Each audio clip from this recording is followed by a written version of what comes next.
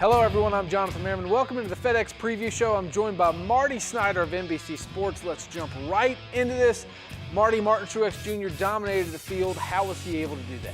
Well, I think the big thing for me when you look at the 19 team and you look at what Martin Truex Jr. and Cole Pearn have done this year, they've capitalized on racetracks where they have been very good in the past while they're still kind of searching of what their mile-and-a-half program is going to look like. So you go to Richmond, they're able to win the race there. You go to Dover, they're able to win the race there from the back, and an impressive 9-second win for Truex at that. So to me, they've gotten 2 wins, and they've done it at racetracks where they aren't mile-and-a-half racetracks where they've dominated in the past. So I think they're still searching at the mile-and-a-half tracks. They'll get there eventually. Certainly by playoff time they'll get there, but they've taken advantage of 2 racetracks where they needed to do it, and they've done a good job.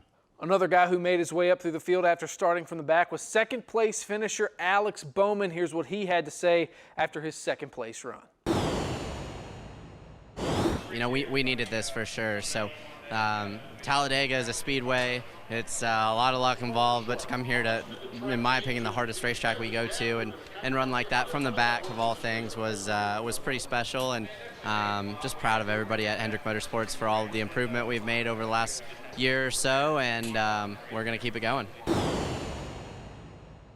And Marty, you heard him say it. They needed that finish. How big was that for the 88 team? Well, number one, they jumped way up in the point standings. You pointed that out, so that's a good thing for them. They're now in a position to be able to make the playoffs. But I think it gives them momentum. It gives Alex confidence, and it came at a very good time. He mentioned it there. They needed this. It was a time when people were starting to question, hey, what are we doing here? Are we going the right direction? Do we have the right people in the right places? Do we need to change some things around? Very well timed for them. And he also mentioned how difficult this racetrack is. He views this as one of not only his most difficult racetracks, but one of the most difficult racetracks overall. Now they go to Kansas, a place where they've run very well in the past. I think Hendrick Motorsports going in a very good direction with their mile-and-a-half program and their overall program. So I think not only did Alex need this, and the 88 team needed this, I think Hendrick Motorsports needed this. You get the Chase Elliott win at Talladega, Alex Bowman finishing second this weekend, Chase finishes in the top 5. I think there are a lot of things going in the right direction for Hendrick Motorsports at a very good time. How big of a morale boost is Dover for Hendrick Motorsports? That team was running really, really well. So what does that mean for their outlook for Kansas? I think Stewart-Haas is still above Hendrick Motorsports. I think they'll still outperform Hendrick Motorsports this weekend, but I think Hendrick Motorsports is finally in the conversation, and that's what they needed. Chase Elliott will certainly be a factor this weekend. Loves running at Kansas, obviously won there last fall, won the most recent race. So I think Hendrick Motorsports is going in a very good direction. Are they a top 3 team? I don't think so. I think they've got a little ways to go as an organization, but I think they've found some things organizationally, Jonathan, that are going to get them going in the right direction, put them in a better position to be able to win races, and that's all they really need. To me, right now, it's track position. You've got to be up front in these races to be able to capitalize on that. I know Bowman came from the back to the front at Dover, but you've got to be in a position to capitalize on that. Hendrick Motorsports just putting themselves in the conversation, that's enough for right now. Kevin Harvick, super fast here last spring, actually won the race. You know, Stewart-Haas Racing, Marty, they've got to be a little bit peeved that they haven't found victory lane. Kevin Harvick wants to win. Clint Boyer really wants to win Kansas. So is Kansas a race that SHR has circled on the calendar? Well, no doubt. I mean, they want to win at Kansas. They want to win everywhere. But I think more overall at Stewart-Haas Racing, they're kind of wondering what their mile-and-a-half package is.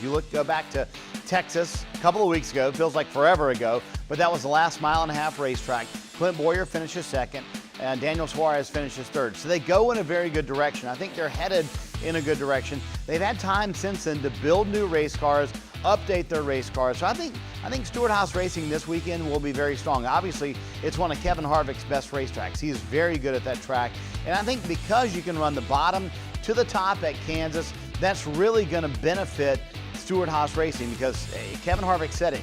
You really struggle with track position when you get behind another car. It's really tough to make a pass. But at Kansas, you can really run all over the racetrack. So I think it's really going to help them out quite a bit. I think they'll be better this weekend. I wouldn't be surprised at all to see a Stewart-Haas car in victory lane at Kansas. Now we talk about this being a night race, but it's actually a transition race. We start with the sun up, we end it with the sun down. How tricky is that for a crew chief, and who do you want calling shots for you on a race that really transitions? If you're out front, you're leading in the daytime, you have to be willing to adjust on that race car. That's difficult when you lead a bunch of laps in the daytime because you have to be ready for the night, and the track will transition And I think the teams that do that the best, the teams that understand, hey, we've got to have a completely different setup for nighttime versus than what we have in the daytime, they're the ones who are going to be the best. But Kansas has really come into its own as a racetrack. The grip has gone down, which is really good, and you can run all over that place. And I think that's going to be the key, learning where you want to run at the end of the race, because you have to set up your car for the bottom, or do you have to set it up for the top, and you have to know where you need to be at the nighttime to be able to take advantage of that. All right, so who are you taking this weekend at Kansas? I'm going to go with Ryan Blaney this weekend. I think the guy who really likes Kansas. I think he's a guy who loves these fast racetracks, and I think they're a team that is a little frustrated by the fact they haven't gotten a win. Their teammates have gotten to victory lane multiple times, and I think Blaney really wants that, and they think they have to take advantage at a racetrack where they have been very good in the past. I think Blaney's a good pick, but I'm going to put my money on Martin Truex Jr. solely because of Cole Pearn. I think Pearn's one of the best in the business of chasing a racetrack, so I think Cole Pearn and Martin Truex Jr., they're going to get it done. All right, those are our picks now where you can watch the race this Saturday night. It's the Digital Ally 400 at Kansas Speedway. Catch it live on FS1. Coverage starts at 7:30 p.m. Eastern Time. Of course, Sunday, that's Mother's Day, so happy Mother's Day to all the moms out there. Marty, we appreciate you joining us. We appreciate you watching us, and we'll see you next time.